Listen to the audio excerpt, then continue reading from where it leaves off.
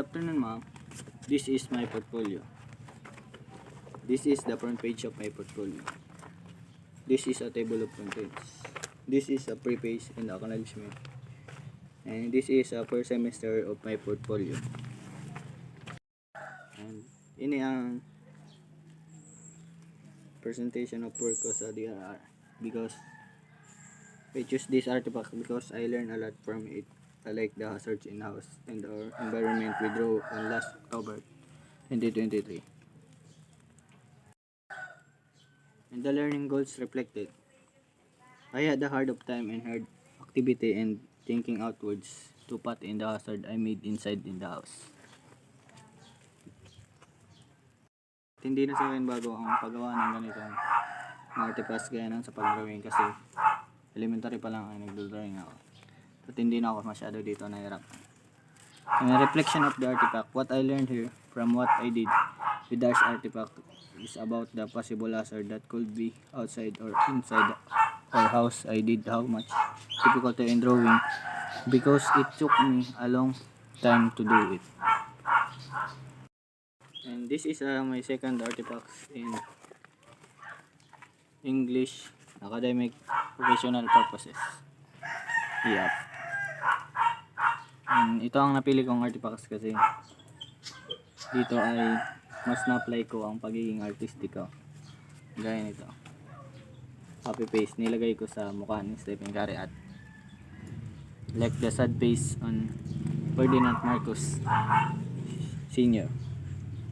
My learning goals reflected. I was challenged to understand the question and I had a bit of a hard time, but I did everything to get the right answer and turn my answer into an art form. Reflection of the artifacts. What I learned from artifacts is the development of my mind because I made a different mixture of my answer. And this is a presentation work on UCSP because this is the one of my favorite subject and mataas ang nakuha kong score sa quizzes na to dahil nag-review ako dito. And I choose this artifact because this one of my favorite subjects and I get high score on every quizzes. Learning goals reflected. I had a hard time understanding the question about these subjects, but I challenged myself to understand and expand my understanding to get a high score.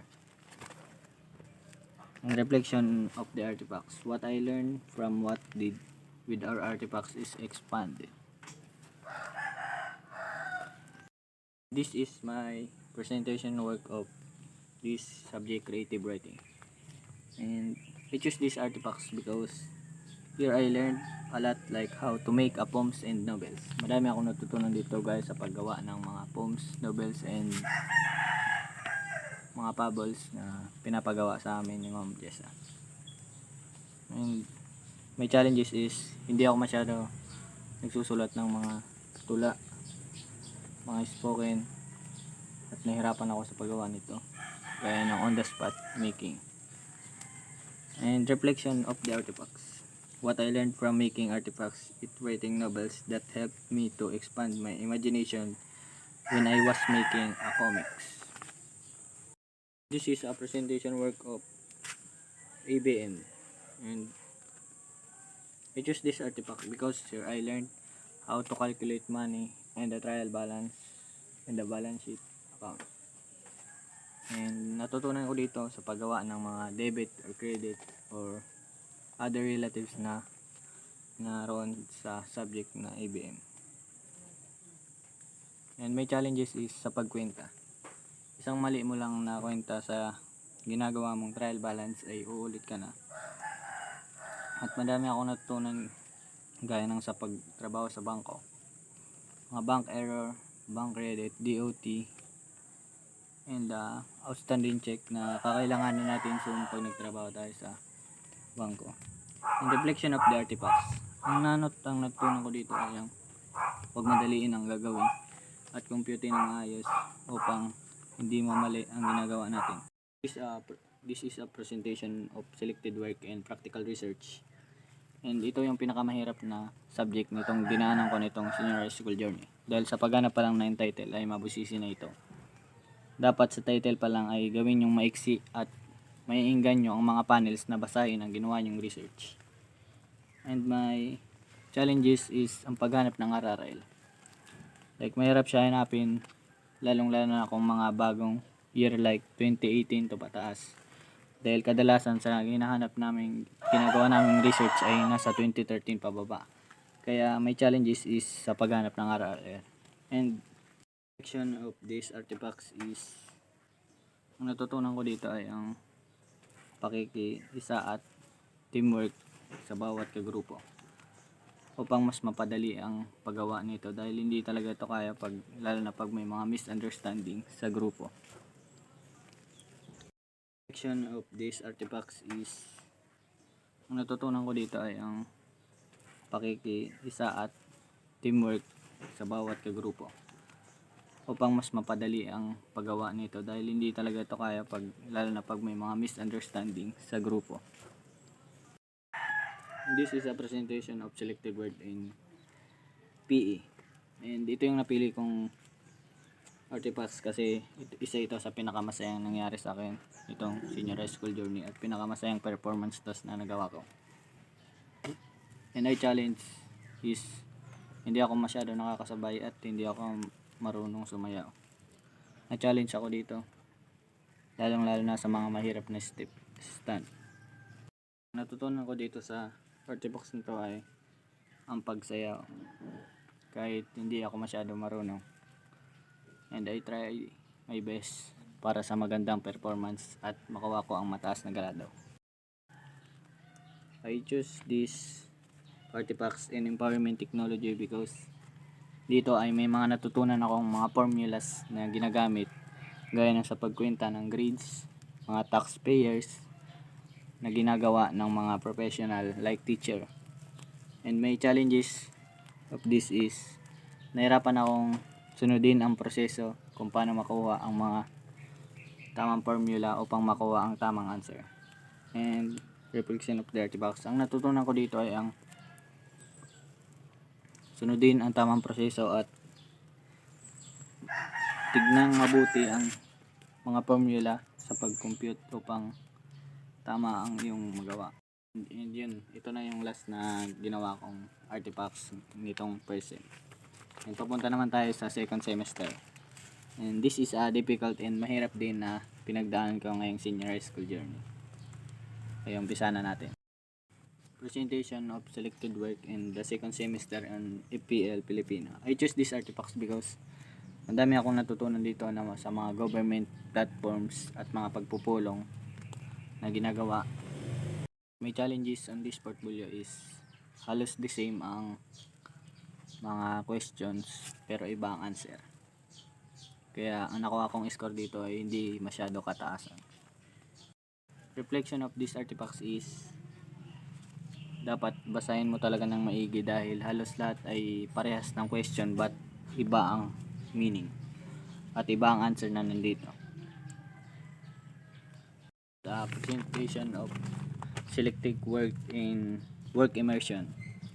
Yan.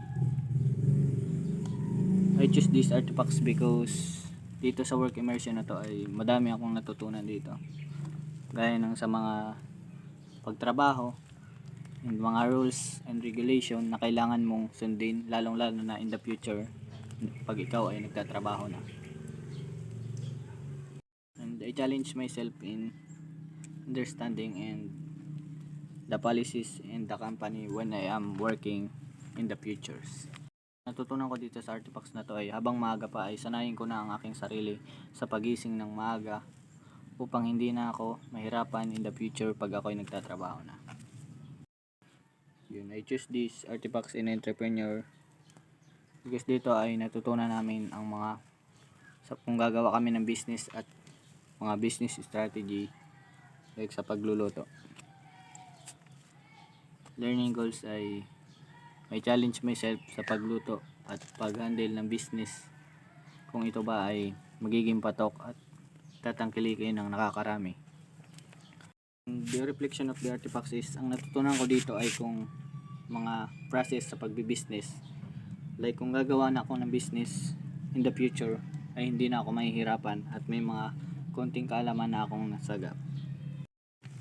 And this is a presentation of selected work in applied economics. I choose these artifacts because dito ay natutunan ko ang pag-compute ng quantity demand at quantity supplies like sa business in entrep. And my learning goals reflected is I challenge myself to compute the quantity demand and quantity supplies. There's also pareha sila ng proseso but iba ng answer. And the reflection of these artifacts ay natutunan ko kung pag mataas ang demand ay mababa ang supply at pag mababa ang supply mataas ang demand. This is a presentation of work and MIL subject. And I choose these artifacts like natutunan ko kung paano gumawa ng brochures na gamit ang technology o cellphone lang. And nilagay ko dito yung sa side ay yung family ko. And this is a friends and this is my hobby, ang pagdodrawing. And my learning goals reflected is na-challenge lang ako sa pag-edit kung paglagay ng text and ng pictures. Diyan ako na-challenge. And the reflection of these artifacts is natutunan ko kung paano gumawa nito ng pag-edit at pag-iisip ng mga ilalagay kong description sa ginawa kong brochure. This is a presentation of selected work in physical education. I choose these artifacts because dito ay mas na improve ang aking self-confidence sa pagsasayaw like every morning and wellness. And I challenge myself is medyo nahirapan lang ako sa pag ng mga step, pagsunod ng mga step, but unti-unti ko naman tong natutunan. And reflection of the artifacts is to exercise every morning like this activity and wellness every morning to ma-achieve ang good health. Yun lamang po. Not the least presentation of selected work and world religion. I choose these artifacts because mas na-expose ang talent ko sa pagdodrawing. And my challenge is yung pagbigay ni Ma'am Kat ng on the spot poster making. Like nahirapan ako mag-isip ng concept, and the reflection is of the artifacts is mag-practice at mag-research ng mga team upang hindi na mahirapan kung sakaling magbibigay ang iyong guro ng on the spot poster making. My application letter in my work immersion, and this is a resume, and this is a reflection about the work immersion 10 days. And what I learned from the work immersion we did today, we still beat a grouping because we had not yet gotten the right process for doing our business. But I learned to develop the mentality and expand for the business we are doing, and the second day was where that I got and solved a lot. I learned how to interact with people and get rid of shame, especially in a business. These 8 days that we will selling, I learned to especially in cooking and apply to